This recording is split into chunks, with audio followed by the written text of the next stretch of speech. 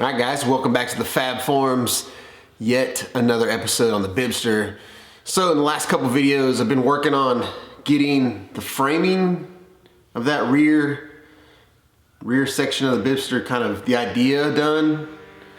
But today it's time to lay some sheet metal on it. So we're gonna take some raw sheet metal, we're gonna bend it up, put some shape in it, and hopefully we can make it work.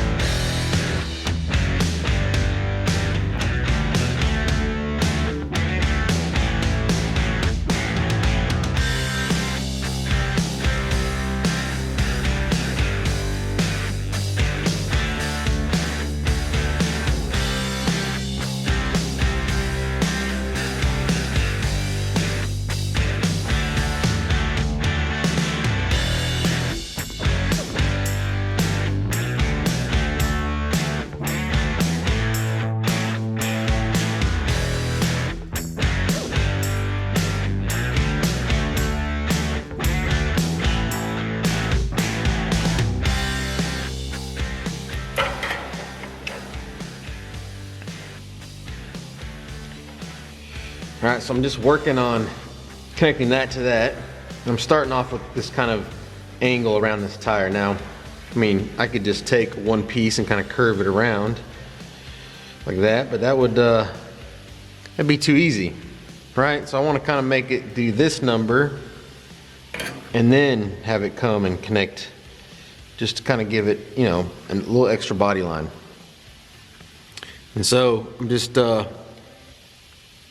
taking this piece here, putting a little stretch on the outside, which is causing it to curve this way, and then putting a little shrink on it in here, which is kind of giving it, you know, some shape this way as well as curve around, because, you know, we don't want this panel to be flat. We kind of want this panel to be rounded. So yeah, that's where I'm at. Believe it or not, I've already got, I don't know, 35 minutes in just this one little piece. Still got more to go.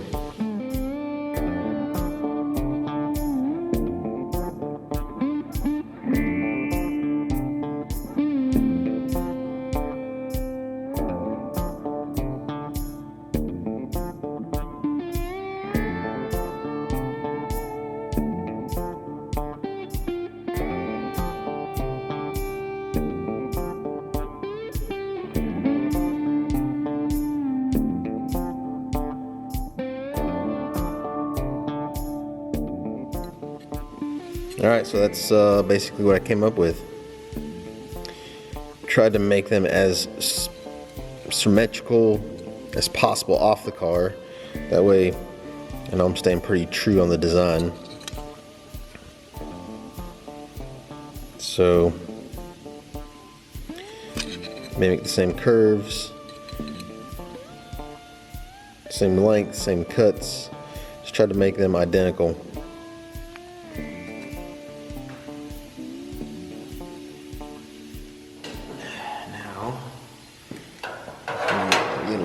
Tacky. And let's see where we're at.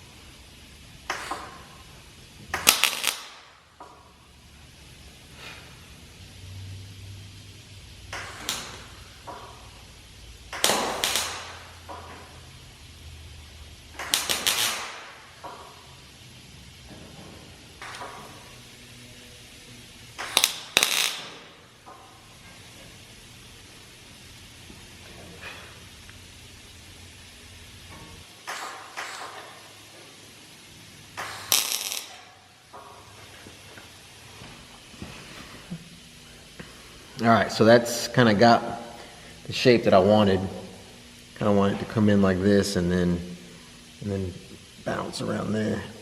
So I probably need to make a couple more of these that are a little bit longer, just so it's easy for me to work with.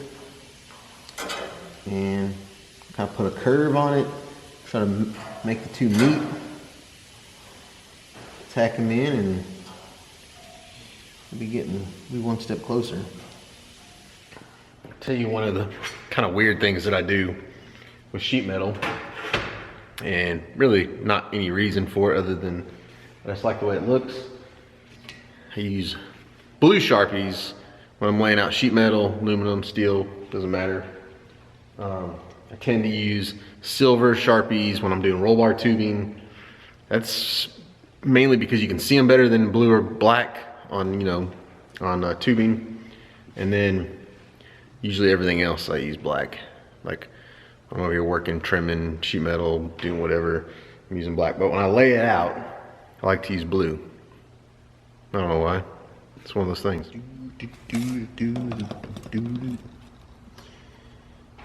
Marky there.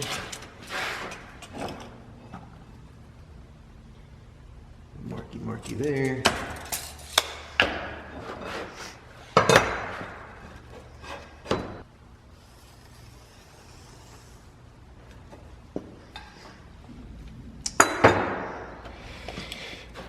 And we'll go ahead and do a bend mark as well.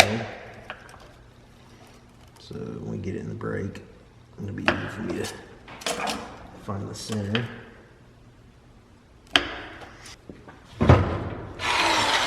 Sheet metal, hopefully this not too hard.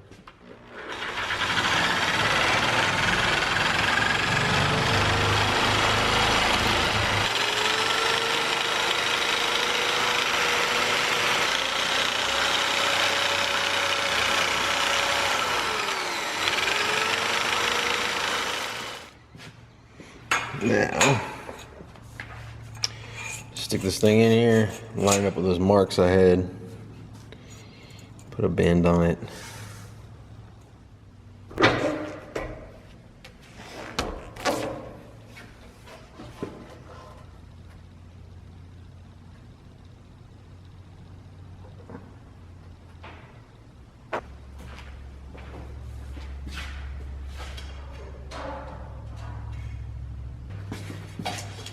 Maybe a little bit more.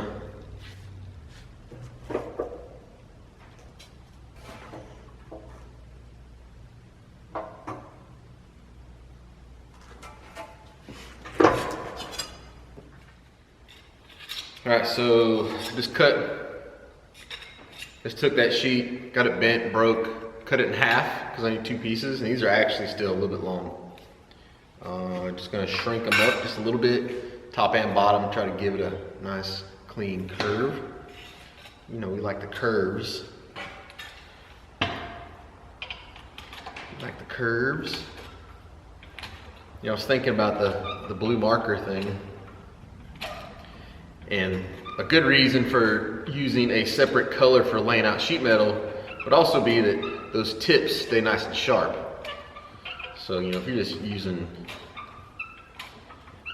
any random marker, sometimes they're dirty, they're dull, you don't have good layout lines. You dedicate a color to laying out your sheet metal. See there? Already got a little curve going on. Doesn't take long. Anyway, if you have a dedicated color laying out your sheet metal, you know that those are always going to be nice and sharp and give you nice clean lines on your sheet metal.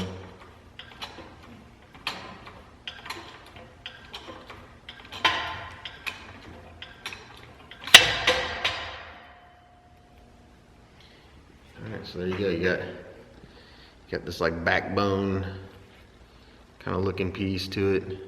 Can't really see it, but yeah. Hopefully it's not too much.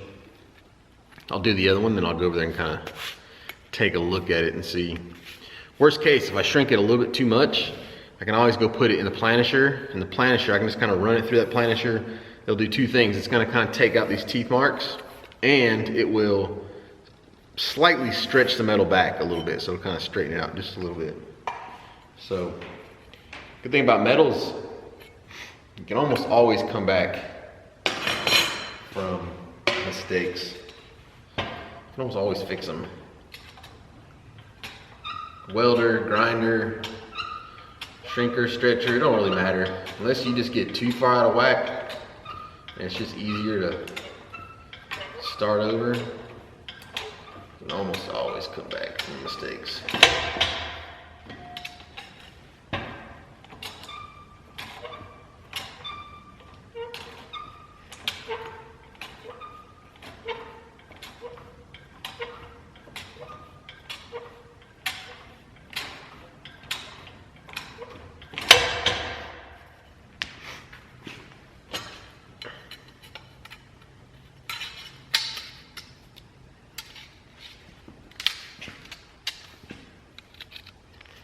Your piece is pretty close to identical. Let's go see if they fit.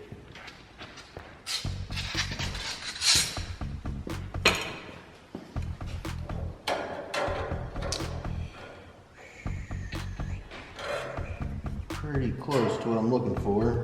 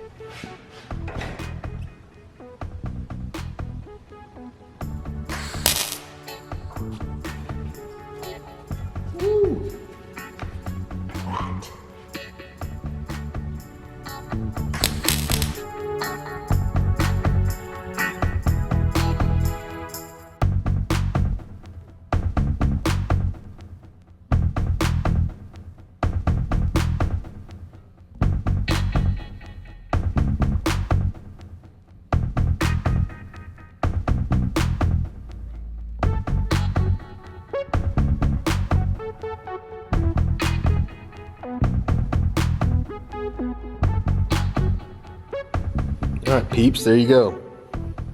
Frame is, well, pretty close to done. The only thing I may do is add something in here that kind of makes the shape. I want to kind of wait and see though until, kind of see how that panel starts to look once I start making it. So I'm gonna wait for that.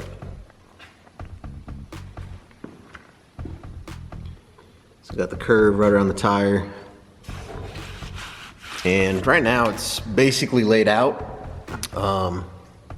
It could probably go down another inch, which is why, you know, I have that gap. But I actually think that I'm gonna probably put some stops on it. I don't want this thing to lay on the ground, I don't think. I think I want it to where if I have any issues with the hydraulic system or whatever, it'll still kind of roll and kind of move it and roll it and get it on a trailer and all that kind of good stuff. So that will probably be the biggest gap. And that'll probably be the permanent gap always. When it's up, I mean, it's gonna be a big gap, but it won't matter up there as much because of the way that the rear section is gonna look. It'll just kind of look like it's meant to be. The only place it's really gonna need to be close is down in here. You know, because as this thing goes up, there'll be separation within this. And I'll actually end up chopping this top piece of this off and kind of redoing all this sheet metal in here and make it tie into this here.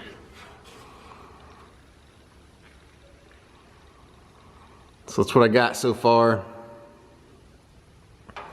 Let's stand back and look at it. So you may or may not be able to see, but I kind of wanted that back line back here to be at the same angle as the windshield, and you know, be really close to that quarter window look too.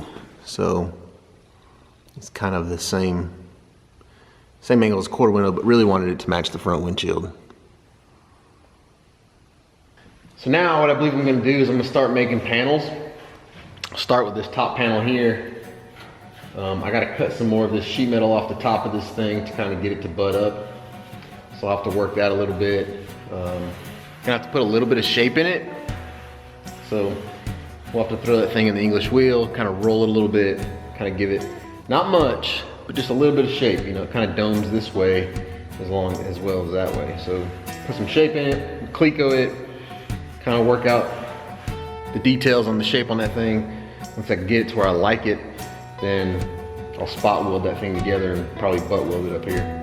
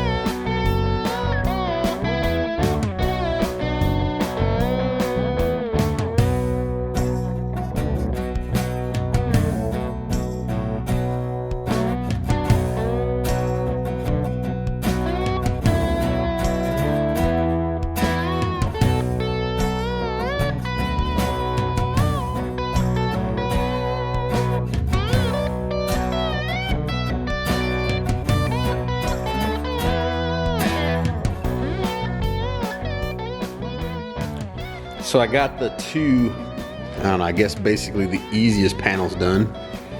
Got them tied in up here. Not 100% sure what I'm going to do with this sheet metal. I might use some of it, I might trim it off. The one thing about this top, because I plan on replacing it, is I may do a full carbon fiber sheet. Actually, I may make it out of steel, put it in the English wheel, kind of give it its shape. And then if I like it, I'll either rivet it on to this thing just for looks, or I'll take that exact sheet and make a carbon fiber replica of it and then do that. So I'm gonna try to make this transition as smooth as possible, but it's not a huge concern of mine because eventually, I mean, theoretically it's gonna be covered up because that panel will come over this thing. And I've also thought about, like maybe doing a piece of ducting that's kind of made into the top. It just comes down to here. So like it'll intake and then kind of just spit it out over this back glass. Not really for a lot of function, but for looks. And I guess it will have a little bit of a function, kind of bring some of that air down, which will, you know, sometimes it tends to kind of come back in here. I don't plan on putting a piece of glass or Lexan or anything in here. I am going to curve these edges in the end and put probably a little seal in here too, where it looks like a piece of glass or a piece of Lexan will fit in there just to kind of finish it off, but not sure that I'm gonna actually do anything. 2 easy pieces are in. kind of looking at it, and I like it. It's a really good start. I think one thing I want to do though is I want to put some more shape in the top, that top piece. So let's see if I can show you what I'm talking about. So from the side, it does have like a little arc to it. Like it's not just a flat. It's not just perfectly flat across this section. It's got, you know, obviously some bend this way, but it also has a little bit of arc that way. But I think it could use a little bit more. So I think I'm gonna pull it off, throw it back in the English wheel and see if I can put just a little bit more shape in it. I gotta be careful because as I shape it, it's gonna change the shape. It's gonna change like the dimensions of this panel, and I don't want the clecos to not be able to go back in. So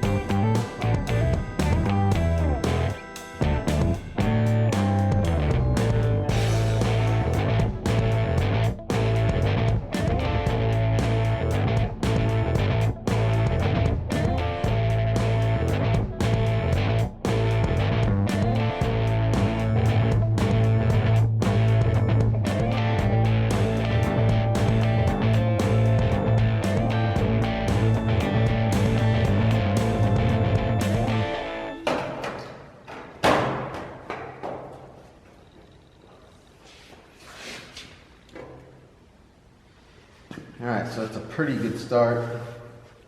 Pretty happy with that.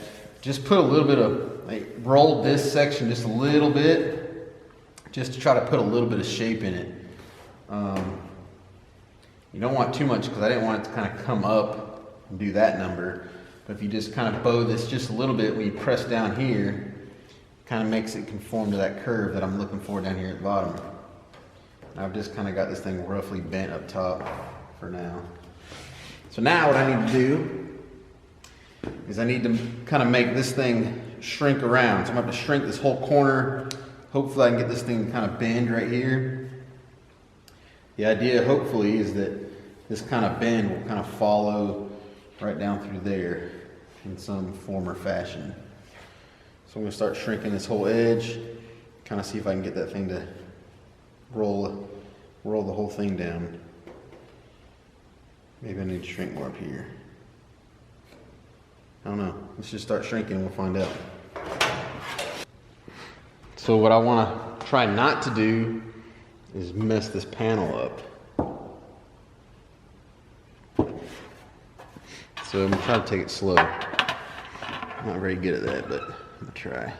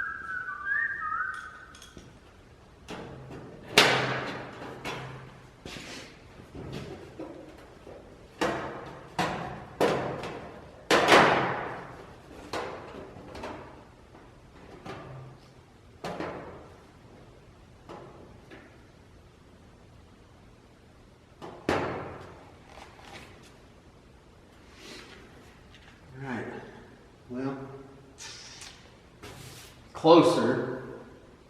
We're not terribly far off, but I might have to kind of trim out some of this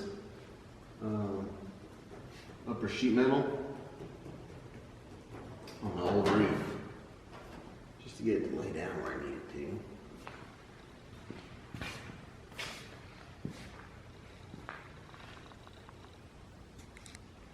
to. Still a lot of work to do, so I think what's going to happen is I'll have to come in here and kind of trim out this roof panel so I can get this to shrink down and kind of recreate that curve that comes over this.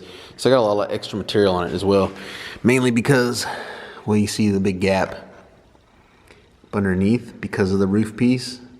So I don't want to take out anything until, or take any more off until I kind of get that roof situated. But kind of gives you an idea of what I'm going after.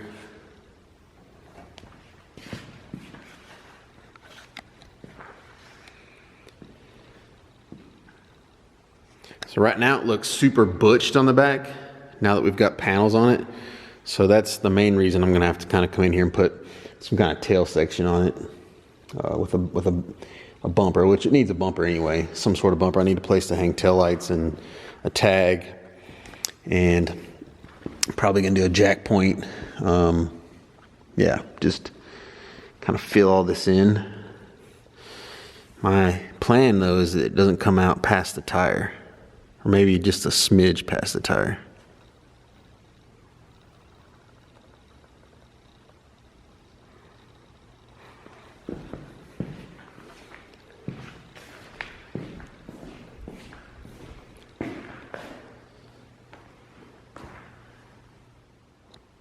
That paint up top kind of messes with the look, because it looks like there's like this big edge, this peak right there, but really there's not. It kind of rolls together.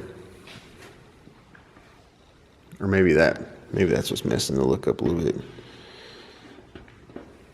Nonetheless, it's progress. Here you go, some back sheet metal on the bibster. Got a lot of work to do. Next video, pick up where I left off, see if we can't get that section finished, and then start on the tail.